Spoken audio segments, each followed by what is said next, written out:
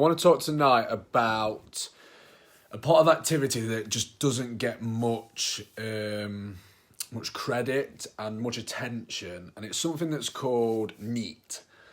So it stands for non-exercise activity thermogenesis, and it's basically all the activity that you do that isn't intentional exercise. So all the walking that you do during the day, down the stairs, to go to work, you walk the dog, you go grocery shopping, you do some gardening, you do a bit of manual labour. Literally all the activity that you do all day that isn't like going to the gym, going for a jog, playing sports, okay?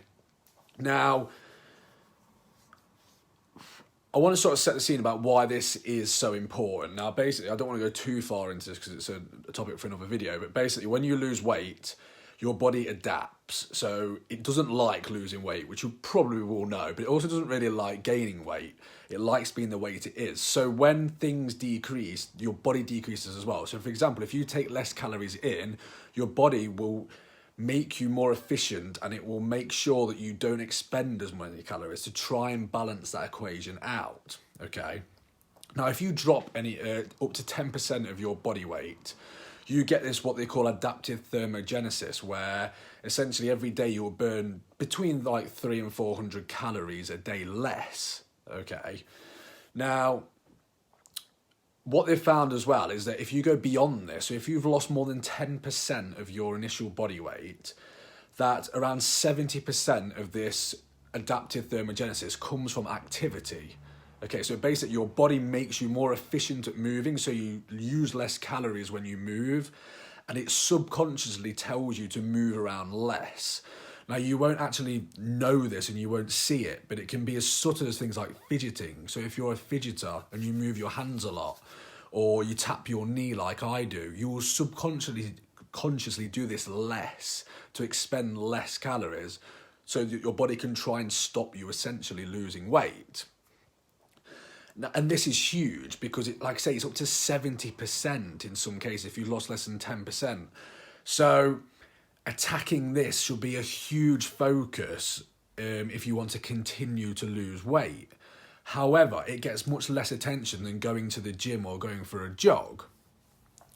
Now, the reason why this is sort of needs to be addressed is because you spend a lot more, you don't spend a lot of time at the gym. So for example, I talk to people and I say, are you active? And they say, they could say, yeah, I go to the gym 6 times a week for an hour and a half. So, that's awesome. That's great. Well done.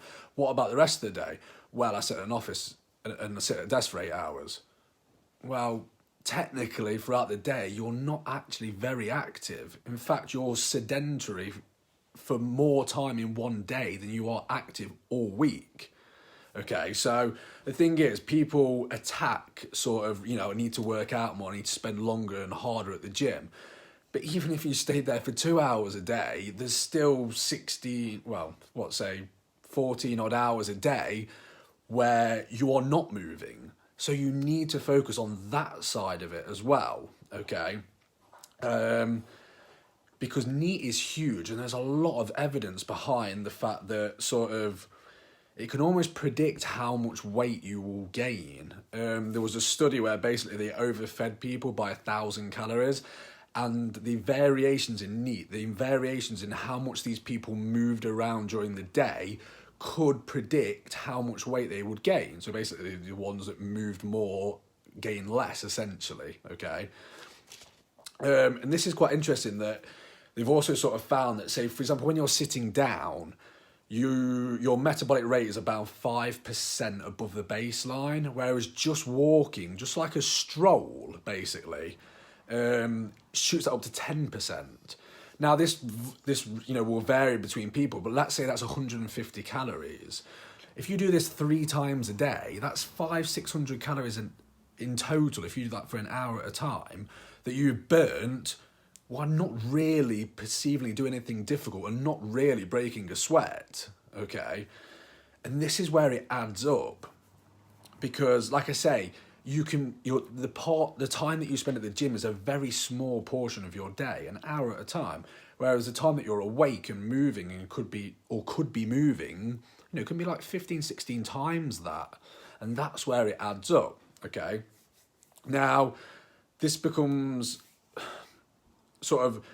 that's from like a weight loss perspective, but you look at also from a health perspective, because basically those short times of being active at the gym, etc., don't offset the damage of excessive sitting. And this has even been shown in people who are lean, even independent to obesity.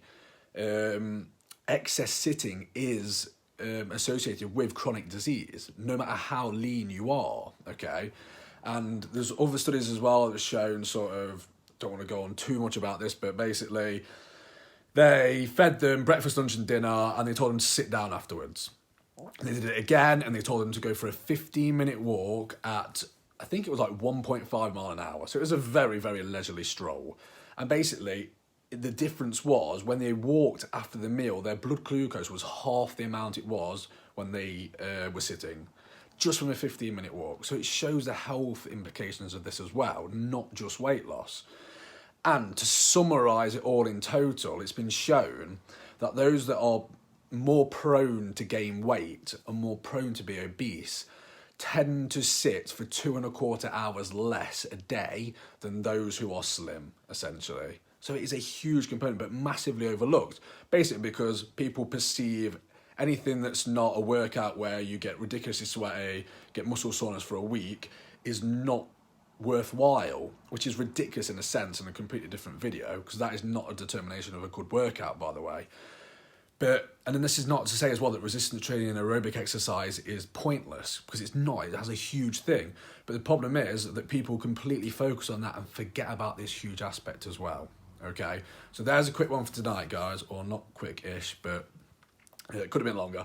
And because of that, I'm going to talk about in another video how you can incorporate this into your life and how you can use this amazing thing of NEAT to improve your health and improve your weight loss, okay? So there's a quick one for tonight, guys. Basically, move more.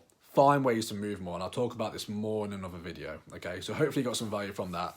If you did, please feel free to like, comment, and share, because I always appreciate it. Have a great evening, and I shall see you in the next video.